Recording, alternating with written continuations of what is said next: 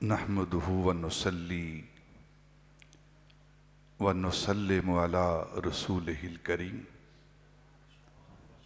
अम्मा बाद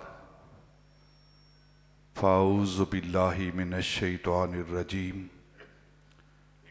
बिस्मिल्लाहिर रहमानिर रहीम। क़ालल्लाहु तआला फ़ी कलामिहिल मजीद अल बुरहानिर रशीद वल फुरक़ानिल हमीद। वैलुल लिकुल्लि हुमज़तिल लुमज़ा। सदक़ल्लाहु मौलानल अज़ीम व सदक़ रसूलुहुन नबियुल करीम व नहनु अला ज़ालिका मिनश शाहिदीन व शाकिरीन वल्हम्दुलिल्लाहि रब्बिल आलमीन। व क़ालल्लाहु तआला फ़ी मक़ामिन आख़र इन्नल्लाहा व मलाइकतहु युसल्लूना अलन नबी या अय्युहल्लज़ीना आमनू सल्लू अलैहि व सल्लिमू तस्लीमा। अस्सलातु वस्सलामु अलैका या सय्यदी या रसूल अल्लाह व अला आलिका व अस्हाबिका या शफ़ी अल मुज़निबीन। इंतहाई मुअज़्ज़ज़ व मोहतरम सामईन, अरबाब अहले सुन्नत, अदब खुर्दगाने निगाह महब्बत, कुरान मजीद बुरहान रशीद से सूरह हुमज़ा की पहली आयत आपके सामने तलावत की गई है। गुज़श्ता कई खुतबाते जुमा से जो हमारे अखलाकी मामलात हैं उन पर इजहार ख्याल हो रहा है, गुफ्तगू हम कर और सुन रहे हैं। गुज़श्ता जुमातुल मुबारक में इफ़ाए अहद पर वादा पूरा करने पर गुफ्तगू आपने समाअत फरमाई।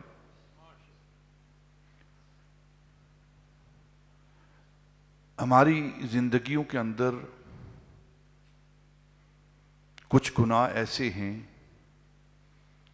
जो इस तरह सरायत कर गए हैं कि वो हमारे ख्याल के मुताबिक उसकी कोई अहमियत ही नहीं। जिस तरह हम शब रोज़ गुजारते हैं इसी तरह इस शब रोज़ के साथ साथ वो गुनाह भी करते जाते हैं। और जिस तरह हमारे जिस्म के अंदर खून सरायत करके आहे दौड़ता है इसी तरह ये गुनाह भी हमारी ज़िंदगी के अंदर शामिल हो गए हैं। और हमें इन गुनाहों की जो सज़ा है, जो अल्लाह रब्बुल इज़्ज़त की बारगाह में इसकी पकड़ है, उसके बारे में ज़र्रा भर भी एहसास नहीं। हज़रत इमाम ज़हबी रहमतुल्लाहि ताला अलैह इस उम्मत के बहुत बड़े इमाम, बहुत बड़े मुहद्दिस, उन्होंने एक किताब लिखी है गुनाहों पर, किताबुल कबायर, यानी कि जो बड़े गुनाह हैं उन पर एक पूरी किताब आपने लिखी है। ये हज़रत इमाम ज़हबी हैं कौन और इनका मर्तबा और मकाम क्या है? दीनी तालीम हासिल कर रहे हैं लेकिन हाफ़ज़ा काम नहीं करता। जो बात पढ़ते हैं भूल जाती है। तो अल्लाह रब्बुल इज़्ज़त ने हज की सआदत अता फरमाई तो बीर ज़मज़म, ज़मज़म का जो कुआं है اس کنویں کے پاس کھڑے ہو کر زمزم کا پانی لے کر قبلے کی طرف منہ کر کے، کعبے کی طرف منہ کر کے اللہ کی بارگاہ میں دعا کی، یا اللہ بات پڑھتا ہوں بھول جاتا ہوں، حافظہ نہیں ہے، دماغ کمزور ہے، تو اس پانی کا صدقہ، اس پانی کا صدقہ، اس پانی کا وسیلہ مجھے حافظہ عطا فرما۔ اور یہ پانی کیا ہے؟ یہ حضرت ابراہیم علیہ السلام کے صاحبزادے حضرت اسماعیل ذبیح اللہ کے ایڑی رگڑنے سے جو پانی نکلا ہے۔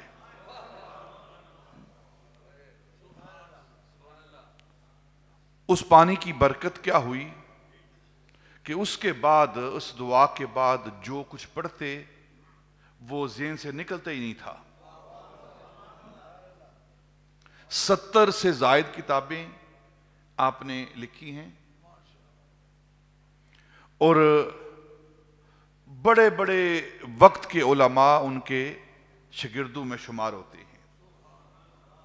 اور ایک اور بات عرض کروں، حضرت امام ابن حجر اسقلانی رحمۃ اللہ تعالی علیہ جو شارح بخاری ہیں، انہوں نے حضرت امام ذہبی کا یہ واقعہ اپنی زندگی کے اندر سنا یا پڑھا۔ جب وہ بھی حج پہ گئے نا، تو انہوں نے بھی اسی مقام پر کھڑے ہو کر اسی پانی کے گلاس کو، پیالے کو، کٹورے کو ہاتھ میں لے کر اللہ کی بارگاہ میں دعا کی، یا اللہ جس طرح ذہبی نے جو دعا مانگی تھی میں بھی وہی دعا مانگتا ہوں، اور جس طرح تو نے ذہبی کی دعا کو قبول کیا ہے میری دعا کو بھی قبول فرما۔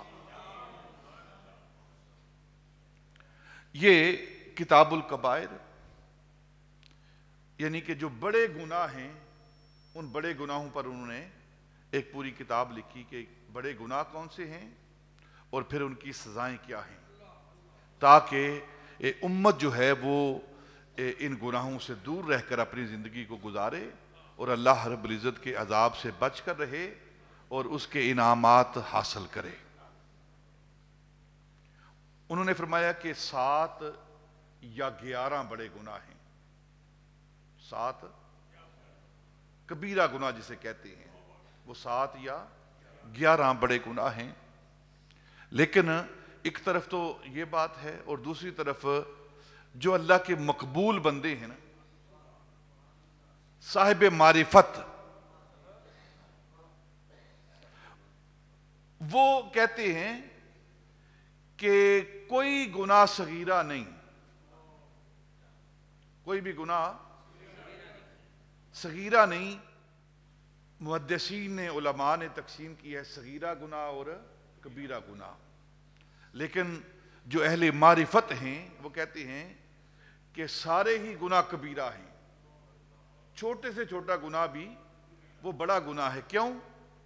اس لیے کہ اللہ رب العزت نے گناہ کرنے سے منع کیا ہے، تو اس کا کوئی حکم چھوٹا نہیں، اس کا کوئی حکم چھوٹا نہیں اللہ کا، جو اس نے حکم دے دیا ہے وہ بڑا حکم ہے، کیونکہ وہ خود بھی بڑا ہے، اللہ اکبر، اور اس کا حکم بھی بڑا ہے، اس لیے کوئی صغیرہ گناہ نہیں، سارے کبیرہ گناہ ہیں۔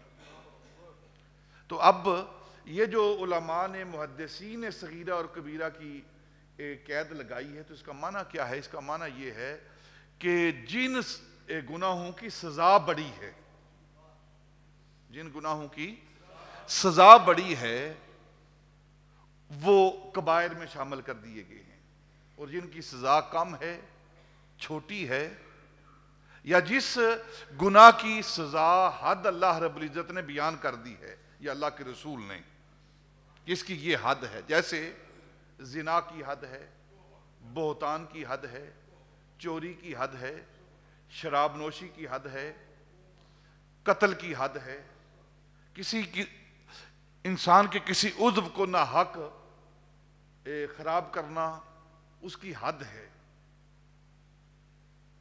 تو جن چیزوں کی حد کو بیان کر دیا گیا ہے، حد کو متعین کر دیا گیا ہے، تو وہ بڑے گناہ ہیں، اور جن گناہوں کی حد کو بیان نہیں کیا، اس کی سزا کو متعین نہیں کیا.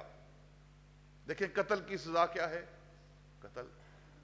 النفس بالنفس، العین بالعین. آنکھ کے بدلے آنکھ ہے، نفس کے بدلے جان کے بدلے میں جان ہے. جس نے شراب نوشی کی اس کی سزا کیا ہے؟ 80 کوڑے. جس نے بہتان لگایا، تہمت باندھی، الزام لگایا، اس کی سزا کیا ہے؟ 80 کوڑے. جس نے زنا کیا اس کی سزا کیا ہے؟ یا سنگسار ہے یا پھر 80 کوڑے ہیں. تو جو حدود بیان کر دی گئی ہیں، جو سزائیں متعین کر دی گئی ہیں، ان کو محدثین نے ایک کبیرہ گناہوں میں شامل کیا ہے. اور جن کی حدوں کو متعین نہیں کیا گیا، جن کی سزاؤں کو متعین نہیں کیا گیا، جسے تعزیر کہتے ہیں، ہم جسے تعزیر کہتے ہیں. ایک حد ہوتی ہے اور ایک تعزیر ہوتی ہے. تعزیر جو ہوتی ہے یہ قاضی وقت، حاکم وقت کے، جج کے فیصلے پر ہوتی ہے. وہ 1 سال کی سزا دے، 2 سال کی سزا دے، 1 لاکھ جرمانہ کرے، 5000 جرمانہ کرے، یہ اس پر متعین ہے. لیکن جو اللہ رب العزت نے، اللہ کے رسول نے بیان کر دیا ہے، متعین کر دیا ہے، اس کو حد کہتے ہیں. تو جن گناہوں کی حد کو متعین کر دیا گیا ہے وہ کبیرہ گناہ، اور جن گناہوں کی حد کو متعین نہیں کیا، تعزیر کے زمرے میں رکھا، اس کو صغیرہ گناہ کے زمرے میں رکھ دیا گیا ہے. یہ اس لیے تقسیم کر دی گئی ہے.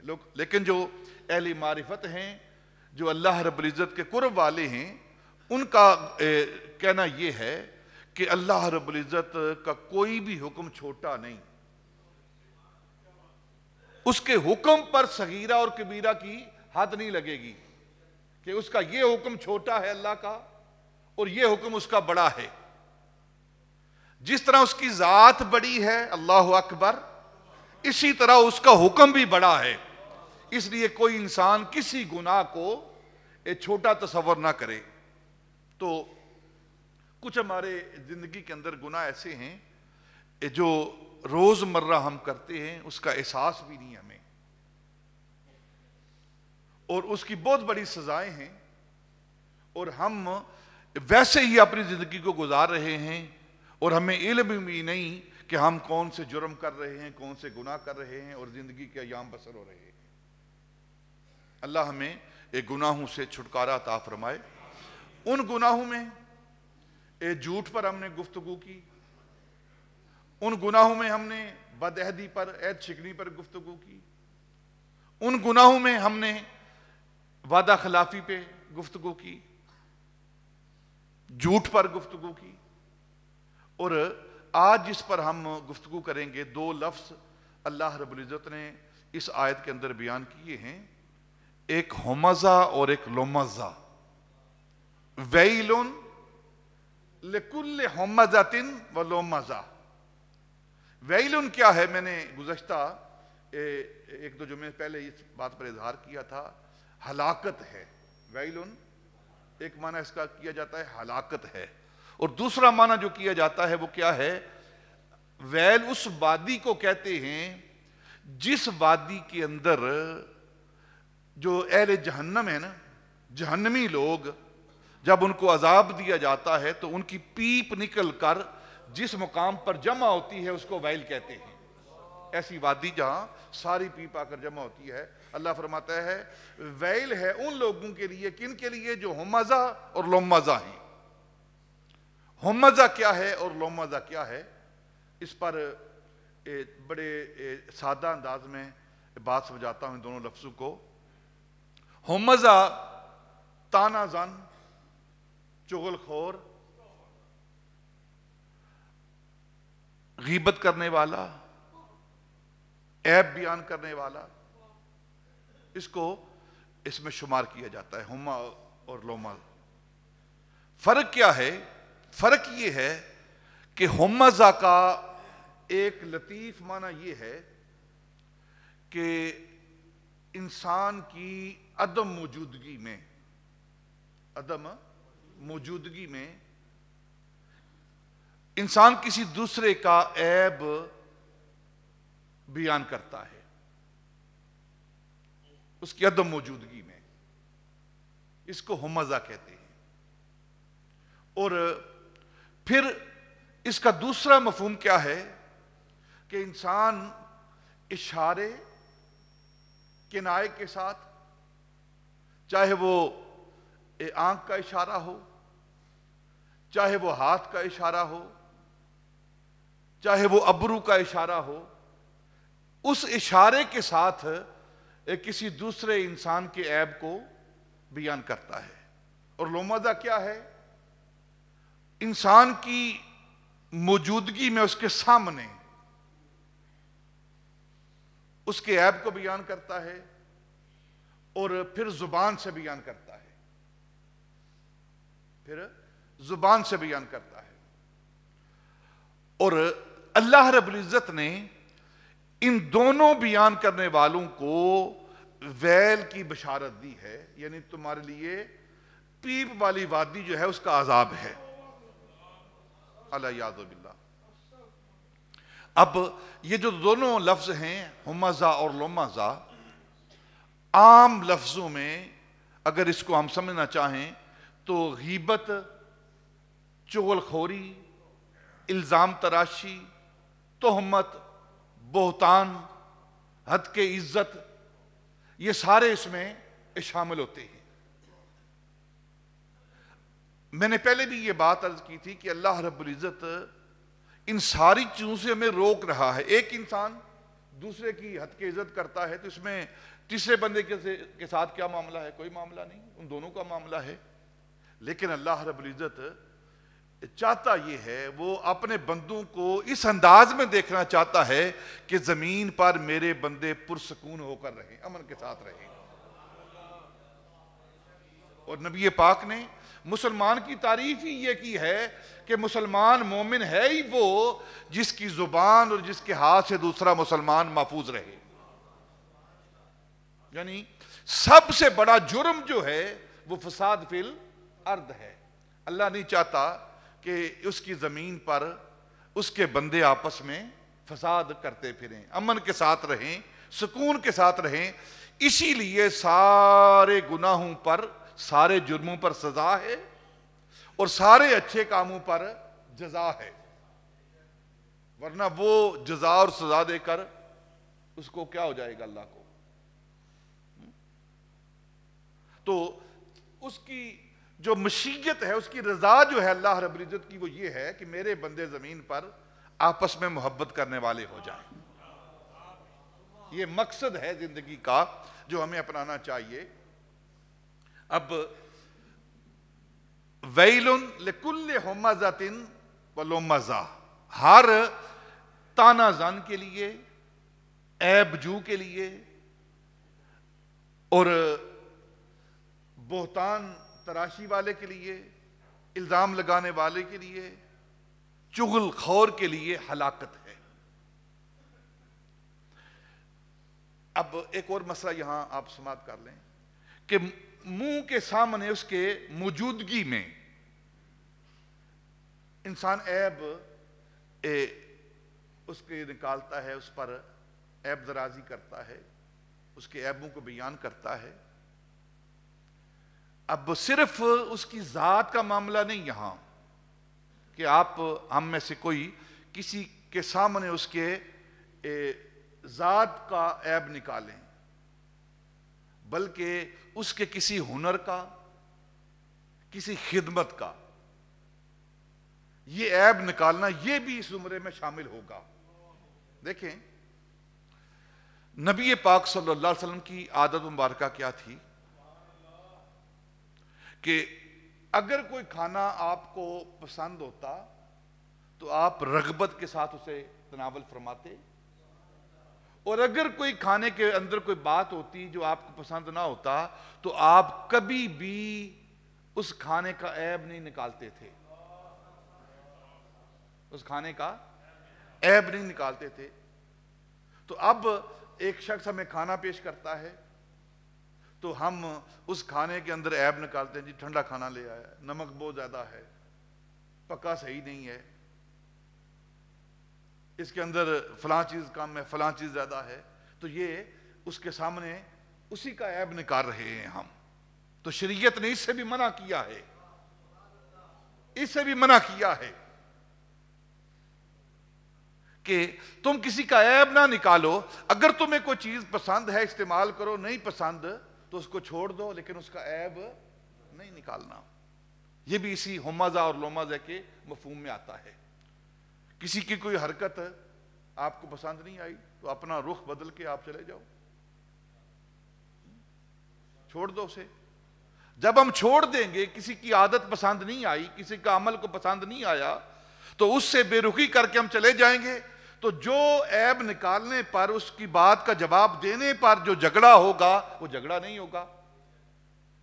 ایک بندے نے غلطی کی، آپ اس غلطی کا اظہار کرتے ہو، اس کو سمجھاتے ہو۔ ہاں ایک اور بات ذہن میں رکھیں، اگر سمجھانا ہے کسی کو تو پھر اس کو علیحدہ کر کے پیار اور محبت کے ساتھ اس کی بات، اس کے سامنے اس بات کو رکھا جائے کہ ہم نے یہ غلطی کی ہے۔ تو اگر پیار اور محبت کے ساتھ ہم کسی کے ساتھ گفتگو کریں گے، کسی کو سمجھائیں گے، تو غصے اور سخت کلامی کی وجہ سے شاید وہ ہماری بات نہ مانے، لیکن اگر محبت کے ساتھ کریں گے تو وہ بات مان جائے گا۔ اور یہی مقصود ہے ساری باتوں کا۔ کوئی بندہ غلطی کرتا ہے تو آپ اگر اسے سمجھاتے ہیں پیار اور محبت کے ساتھ تو وہ اپنی غلطی کو سمجھ جائے گا۔ اور پھر دوسری بات اور بھی ذہن میں رکھیں، اگر کوئی نصیحت کو قبول نہیں کرتا، آپ اسے سمجھاتے ہیں یہ بات آپ اس طرح کر لیں، یہ اچھی عمل کریں، تو آگے سے وہ لڑتا ہے، جھگڑتا ہے، تو پھر اس کے بارے میں کیا حکم ہے کہ اس کا جو یہ نور والا معاملہ ہے، جو ایمان والا معاملہ ہے، اس کا چراغ بجھ چکا ہے۔ نصیحت اس پر عمل نہیں کرتی، نصیحت اس پر عمل نہیں کرتی۔ یہ جو نصیحت ہے، الدین و نصیحت، نبی پاک نے فرمایا دین جو ہے نصیحت ہے، خیر خواہی ہے۔ تو کچھ لوگ کہتے ہیں جی آپ واعظ کرتے ہو، تلقین کرتے ہو، ہمیں اثر نہیں ہوتا، تو آپ کی اس بات میں کوئی اثر نہیں ہے۔ تو اس کی مثال جو علماء نے دی ہے وہ بارش کی دی ہے۔ یہ جو نیکی ہے نا، نیکی یہ بارش کی مانند ہے۔ نیکی کی نصیحت کرنا، اچھے کام کی نصیحت کرنا، اللہ اور اللہ کے رسول کے حکم کی نصیحت کرنا، یہ بارش کی مانند ہے۔ بارش باغ کے اندر بھی پڑتی ہے اور غلاظت کی جو ڈھیری ہوتی ہے نا، گندگی کا جو ڈھیر ہوتا ہے، اس پر بھی بارش پڑتی ہے۔ تو دونوں کا نتیجہ مختلف ہے، بارش ایک ہی ہے، بارش ایک ہی ہے، لیکن دو مقامات پر پڑتی ہے، دونوں کا نتیجہ مختلف ہے۔ وہ بارش کے قطرے اگر باغ میں پڑتے ہیں وہاں سے پھول کھلتے ہیں، خوشبو آتی ہے، اور وہی بارش کے قطرے گندگی کی ڈھیری پر پڑتے ہیں وہاں سے تعفن پیدا ہوتا ہے۔ تو ہم نے اللہ اور اللہ کے رسول کے احکام پر بات نہیں کرنی، بلکہ جو اپنے دل کی زمین ہے، اس نصیحت کو قبول کرنے کی زمین ہے، اس کو دیکھنا ہے کہ ہماری یہ زمین باغ ہے یا گندگی کا ڈھیر ہے۔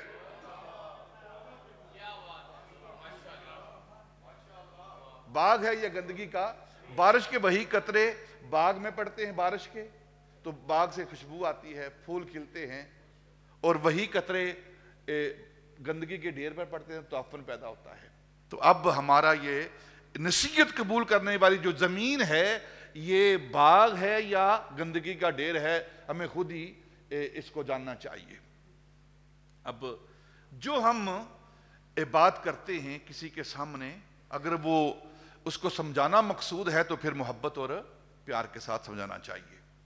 اور اللہ رب العزت نے بہتان تراش پر، چغل خور پر، غیبت کرنے والے پر یہ سارا جو ویل ان کا عذاب ہے یہ اس کے لیے بیان کیا ہے. کسی کی عدم موجودگی میں اس کا کوئی معاملہ بیان کرنا، اس کو عام لفظوں میں ہم غیبت کہتے ہیں. غیبت کیا ہے؟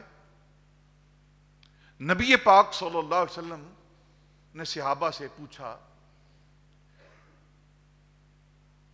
صحابہ جانتے ہو اتدرون ما الغیبۃ، کیا تم جانتے ہو غیبت کیا ہے؟ تو صحابہ نے عرض کی یا رسول اللہ آپ بہتر جانتے ہیں، اللہ اور اللہ کا رسول بہتر جانتا ہے، آپ فرمائیے. تو نبی پاک نے فرمایا کہ اپنے بھائی کی عدم موجودگی میں بات کا اظہار کرنا، بات کو بیان کرنا جو اسے ناپسند ہو، یہ غیبت ہے. بھائی کی، اپنے معاشرے کے فرد کی عدم موجودگی میں، وہ وہاں موجود نہیں، اور اس کے پیچھے، اس کی پشت پر عدم موجودگی میں اس کے بارے میں بات کرنا، اگر وہ بات اس تک پہنچے تو وہ اس بات کو ناپسند کرے، یہ غیبت ہے. تو صحابہ نے عرض کی یا رسول اللہ اگر وہ بری بات جو ہم کر رہے ہیں اگر اس کے اندر وہ موجود ہے، وہ اس کے اندر موجود ہے، تو فرمایا یہی غیبت ہے. یعنی بری بات اس کے اندر موجود ہے لیکن اس کی عدم موجودگی میں وہ بات کی جا رہی ہے، اور وہ بات جب سنے گا تو ناپسند کرے گا، یہی غیبت ہے. اگر وہ عیب اس کے اندر نہیں، وہ عیب اس کے اندر نہیں ہے اور تم اس کی عدم موجودگی میں وہ عیب بیان کر رہے ہو تو یہ غیبت نہیں، یہ بہتان ہے جو اس سے بھی بڑا گناہ ہے. اور اس غیبت کی سزا کیا ہے؟ اللہ رب العزت نے قرآن پاک کے اندر ارشاد فرمایا کہ وَلَا تَجَسَّسُوا وَلَا يَغْتَبْ بَعْضُكُمْ بَعْضًا، تم میں سے کوئی کسی کا تجسس نہ کرے، جاسوسی نہ کرے، کسی کی ٹو میں نہ رہے. اور آج تو ہم ہر وقت ٹو میں رہتے ہیں، اپنے ہمسایوں کی ٹو میں رہتے ہیں، ہر آنے جانے والے کی ٹو میں رہتے ہیں. اس کے پاس مال کہاں سے آ گیا ہے، اس کا پیسہ کہاں سے آ رہا ہے، یہ جاتا کہاں ہے، آتا کہاں ہے، اس ٹو میں اللہ رب العزت نے منع فرمایا وَلَا تَجَسَّسُوا، کسی کی ٹو نہ رکھو آپ، وَلَا يَغْتَبْ، اور کسی کی غیبت نہ کرو. اور پھر جو یہ کام کرتا ہے تو اللہ رب العزت نے قرآن پاک کے اندر کیا بیان فرمایا کہ گویا وہ اپنے مردہ بھائی کا گوشت کھانے والا ہے، مردہ بھائی کا گوشت کھانے والا ہے، یہ غیبت والا ہے. اور حدیث پاک میں آتا ہے جو انسان غیبت کرتا ہے اس کی سزا کیا ہے؟ معراج کی رات، حدیث کی کتابوں میں آتا ہے نبی پاک صلی اللہ علیہ وسلم معراج کی رات جب جنت اور جہنم کی مشاہدہ اور سیر فرما رہے تھے تو جہنم میں دیکھا کہ کچھ لوگ ہیں، جہنم کے اندر ایک قوم ہے جس کے ناخن جو ہیں وہ تانبے کے ہیں، اظفارہم نعاسن، ان کے ناخن جو ہیں وہ تانبے کے ہیں، اور ان ناخنوں سے اپنے چہروں کو نوچ رہے ہیں اور اپنے سینوں کو نوچ رہے ہیں. تو نبی پاک صلی اللہ علیہ وسلم نے صحابہ سے، نبی پاک نے جبریل امین سے پوچھا، جبریل امین یہ کون سی قوم ہے، ان کا کیا جرم ہے جو اتنی بڑی سزا ان کو مل رہی ہے؟ تو جبریل امین نے عرض کی یا رسول اللہ صلی اللہ علیہ وسلم یہ وہ لوگ ہیں جو دنیا کے اندر اپنے بھائی کا گوشت کھایا کرتے تھے، یعنی اس کی غیبت کیا کرتے تھے اور اس کی حد کے عزت کیا کرتے تھے اس کی عدم موجودگی میں. اور پھر نبی پاک صلی اللہ علیہ وسلم کے پاس روزہ دار دو عورتیں آئیں اور آ کر بیٹھ گیا اپنی ظاہری حیات مبارکہ میں. تو انہوں نے روزہ رکھا ہوا ہے اور آپ کی موجودگی میں کسی اور کے خلاف باتیں شروع کر دیں, ان کی غیبت شروع کر دی. نبی پاک سنتے رہے ان کی بات نا, اور پھر جب ان کی بات مکمل ہوئی تو آپ نے فرمایا کہ تم الٹی کرو, کیا کرو. تو انہوں نے روزے دار بیبیوں نے, دونوں عورتوں نے الٹی کی تو اس میں پیپ خون کے لوتھڑے نکلے. تو ورد لگی یا رسول اللہ ہم نے تو کچھ کھایا بھی نہیں ہے اور یہ خون و لوتھڑے. فرمایا جو تم نے غیبت کی ہے اپنے بھائی کی, معاشرے کے افراد کی, یہ اس کا خون اور اس کے لوتھڑے ہیں, اس کی پیپ. جس طرح حضرت امام زین العابدین نے ایک بڑی خوبصورت بات فرمائی ہے. آپ فرماتے ہیں جس طرح نیکی کی ایک شکل ہوتی ہے نا, اسی طرح گناہ کی بھی ایک شکل ہوتی ہے. نیکی کی ایک شکل ہے, اور جتنے بھی حلال جانور ہیں, جتنے بھی حلال جانور ہیں, پرندے ہیں, اگر آپ ان کو نیکی کی شکل دے دیں تو یہ بات ذہن میں آتی ہے. جنت کے اندر پرندے ہوں گے, طیور ہوں گے جو تسبیحات کریں گے, تو جو جنتی پرندے ان کو اگر نیکی کے ساتھ مراد لے دیا جائے تو بات سمجھ آتی ہے. اسی طرح جو حرام جانور ہیں اگر انہیں گناہ کی شکل دے دی جائے تو یہ بات بھی علماء نے اور اہل اللہ نے بیان کی ہے کہ گناہ کی ایک شکل ہوتی ہے, جیسے سور ہے, کتا ہے, یہ شکلیں ہیں کسی گناہ کی. اسی طرح نیکی کی خوشبو ہے اور گناہ کی بدبو ہے. گناہ کی بدبو ہے, نیکی کی خوشبو ہے اور گناہ کی بدبو ہے. صحابہ رضوان اللہ تعالی علیہ مجمعین نبی پاک صلی اللہ علیہ وسلم کی بارگاہ میں بیٹھے ہوئے ہیں تو ایک بدبو کا جھونکا آیا, سخت بدبو آئی, حدیث پاک میں آتا ہے. تو نبی پاک نے فرمایا صحابہ جانتے ہو یہ بدبو کیسی ہے؟ تو عرض کی اللہ اور اللہ کا رسول بہتر جانتے ہیں, اللہ اور اللہ کا رسول بہتر جانتے ہیں. تو نبی پاک نے فرمایا کہ منافقین کی جماعت نے مسلمانوں کی, ایمان والوں کی غیبت کی ہے. یہ اس غیبت کی بدبو ہے جو تم محسوس کر رہے ہو.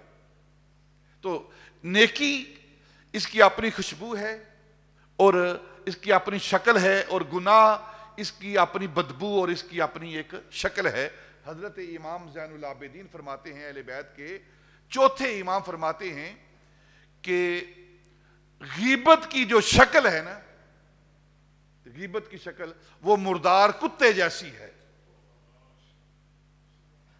مردار کتا جو ہوتا ہے نا, مریا ہوا کتا, جو اس کی شکل ہے وہ غیبت کی شکل ہے. اور ایک اور بات عرض کر دوں, قبلہ عالم ہمارے پیر و مرشد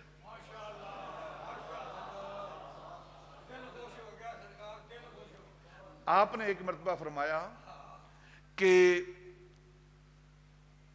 اگر آپ نے پہچاننا ہو کہ جو صحابہ کا گستاخ ہے,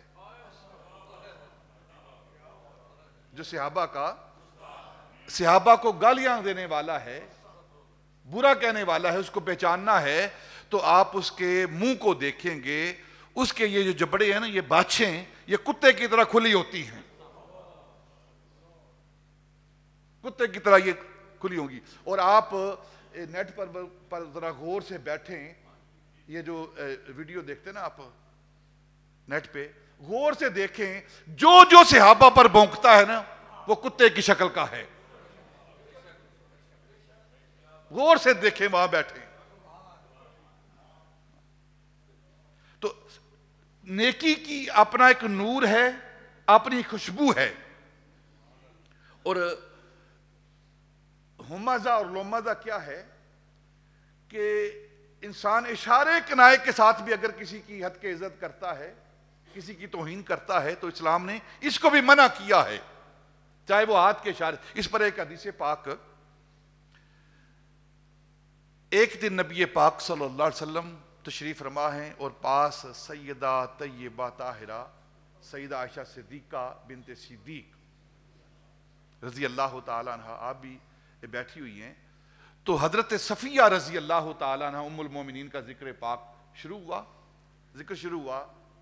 تو سیدہ عائشہ صدیقہ رضی اللہ تعالیٰ عنہ نے اشارے کے ساتھ نا, ہاتھ کے اشارے کے ساتھ ان کو پست قد کہا.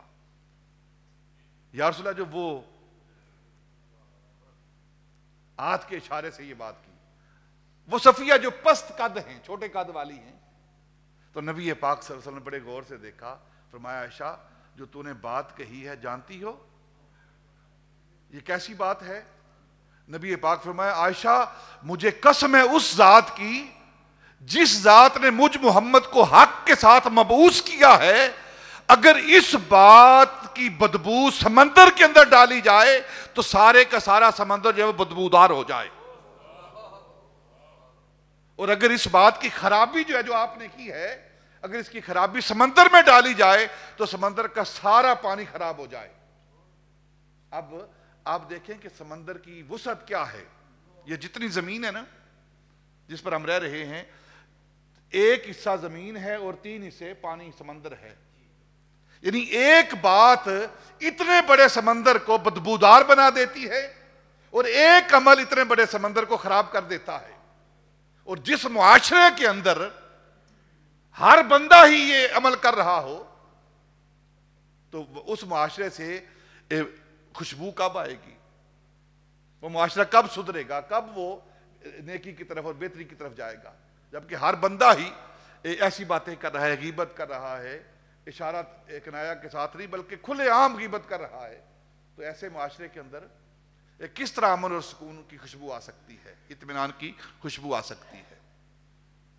یہ اور پھر چغل خوری جسے قطات بھی کہتے ہیں, نمام بھی کہتے ہیں, نمیمہ اسی کو کہتے ہیں, چغل خور کو. اس کی سزا پھر اس سے بھی بڑی ہے. عام جو گناہ کیا جاتا ہے نا تو اس کے لیے 2 گواہ چاہیے. اس کے لیے کوئی مسئلہ گڑبڑ ہوتی ہے, کوئی گواہ کا معاملہ آتا ہے, فَاسْتَشْهِدُوا بِشَهِيدَيْنِ مِن رِجَالِكُمْ, قرآن کہتا ہے کہ جب کوئی آپس میں نزاع ہو جائے تو 2 گواہ چاہیے, 2 مرد گواہ چاہیے, یا 1 مرد اور 2 عورتیں, یہ گواہ چاہیے. لیکن جب بہتان کی باری آتی ہے, کسی پاک باز پر تہمت کی باری آتی ہے, تو پھر 2 گواہ نہیں 4 گواہ, پھر 4 گواہ. یعنی ہم آسانی کے ساتھ ایک بندے پر بہتان باندھ دیتے ہیں, جھوٹ پھیلا دیتے ہیں, اس کی عزت کو پائمال کرنے کے لیے اس کے خلاف بات کر دیتے ہیں, یہ بہتان ہی ہے نا. تو 4 گواہ ہیں, اس کو صرف زنا کے ساتھ مخصوص نہ کیا جائے, زنا کے ساتھ خاص نہ کیا جائے. جو بھی بہتان لگاتا ہے, کسی معاملے میں بہتان لگاتا ہے, اپنے بہتان کا تیر پھینکتا ہے. والذین یرمون المحصنات, قرآن کہہ رہا ہے, جو پاک دامن پاک باز لوگوں پر تہمت لگاتے ہیں, تو پھر کیا ہوگا؟ وہ اگر 4 گواہ نہیں لاتے, ثم لم یاتوا باربعۃ شہداء, تو پھر کیا کرنا ہے؟ فجلدوہم 80 جلدۃ, پھر 80 کوڑے اس کو مارے جائیں گے. 80 کوڑے اس کو جو بہتان لگاتا ہے, 80 کوڑے لگائے جائیں گے, اور پھر ساری زندگی اس کی گواہی قبول نہیں کی جائے گی. ایک بہتان, اور ہم آسانی کے ساتھ ایک دوسرے پر بہتان لگا, اس نے یہ کیا ہے, اس نے یہ کیا ہے, اس نے یہ کیا ہے. اور اللہ رب العزت نے اس سے بھی منع کیا ہے. جو بہتان لگاتے ہیں, تہمت لگاتے ہیں, الزام دھرتے ہیں, جھوٹی بات کو پھیلاتے ہیں, ان کے لیے ہلاکت ہے, ویل ہے.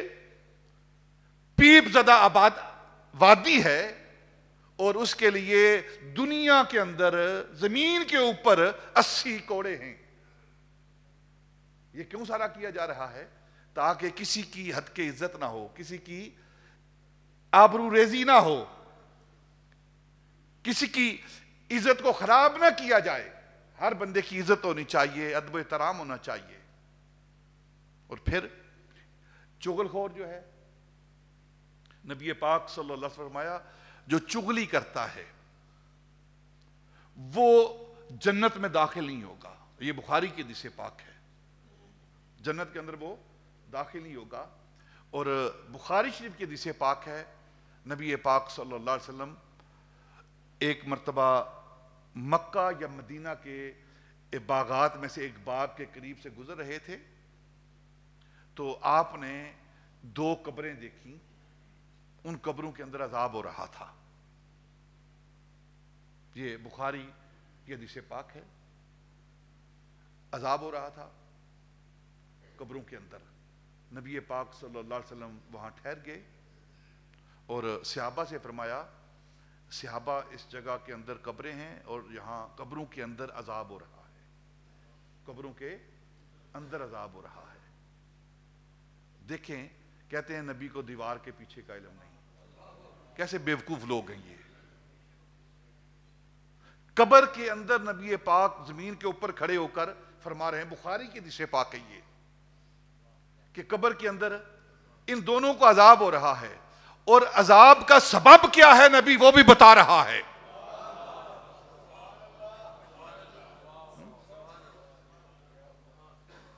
میرا نبی وہ ہے جو تیری خلوت اور جلوت کو جانتا ہے۔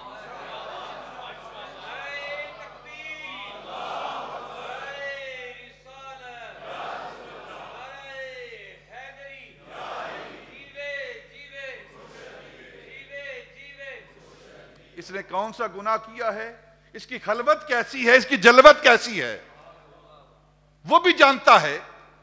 تو آپ نے فرمایا کہ میرے صحابہ ان دونوں کو جو عذاب ہو رہا ہے نا، اس کا ریزن کیا ہے، اس کا سبب کیا ہے؟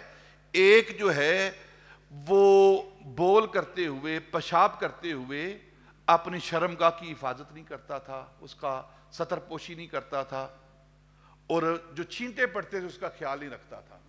یہ کتنا بڑا گناہ ہے یہ، لیکن عذاب ہو رہا ہے وہاں۔ اور پھر دوسرا کون ہے؟ دوسرا چغل خور، چغلی کرنے والا۔ یعنی قبر کے اندر ان دونوں کو عذاب ہو رہا ہے، اور نبی پاک صلی اللہ علیہ وسلم بخاری کی حدیث پاک کہ آپ فرما رہے ہیں عذاب ہو رہا ہے، اور عذاب کس گناہ کے سبب ہو رہا ہے نبی یہ بتا رہا ہے۔ جو نبی زمین کے اوپر کھڑے ہو کر زمین کے اندر کو جانتا ہے، آج زمین کے اندر رہ کر وہ زمین کے اوپر کو کیوں نہیں جانتا؟ پھر حدیث پاک یہاں ختم نہیں ہوئی، آگے حدیث پاک نبی پاک صلی اللہ علیہ وسلم فرمایا کہ میرے صحابہ جاؤ اور ایک ٹہنی توڑ کے لاؤ، درخت سے ایک ٹہنی توڑ کے لاؤ۔ ٹہنی توڑ کر لائی گئی تو نبی پاک صلی اللہ علیہ وسلم نے اس کے 2 حصے کیے، ایک ٹہنی کے 2 حصے کیے، اور دونوں قبروں پر وہ ٹہنی رکھ دی۔ تو صحابہ نے پوچھا، یا رسول اللہ صلی اللہ علیہ وسلم آپ نے یہ عمل کیوں کیا ہے، یہ عمل کیوں کیا ہے؟ تو نبی پاک نے فرمایا کہ جب تک یہ ٹہنی ہری رہے گی ان کے عذاب میں تخفیف ہوتی رہے گی، عذاب میں کمی ہوتی رہے گی جب تک یہ ٹہنی ہری رہے گی۔ تو کیا مطلب؟ ٹہنی کے رکھنے سے کیا ہوگا؟ کیونکہ کائنات کی ہر شے اللہ کا ذکر کرتی ہے، اور ٹہنی بھی جب تک اللہ کا ذکر کرتی رہے گی اللہ اس قبر سے عذاب کو دور، اس کے اندر کمی کرتا رہے گا۔ یہی وجہ ہے جو ہم اپنے فوت شدگان کی قبروں پر پھول ڈالتے ہیں نا، کہتے ہیں یہ پھول ڈالنا کہاں سے آ گیا ہے؟ ساری باتیں واضح تو نہیں نا، کچھ عقل بھی استعمال کیا کرو نا، عقل بھی استعمال کیا کرو نا۔ جب تک وہ پتیاں ہری ہیں وہ اللہ کی تسبیح کر رہی ہیں، اور اس تسبیح سے قبر والے کو فائدہ پہنچ رہا ہے۔ اگر وہ ہری ٹہنی تسبیح کرے، وہ اللہ کا ذکر کرے تو قبر کے اندر مردے کو فائدہ پہنچتا ہے، اور اگر بندہ کوئی اللہ کا ذکر کرے قبر کے پاس بیٹھ کر،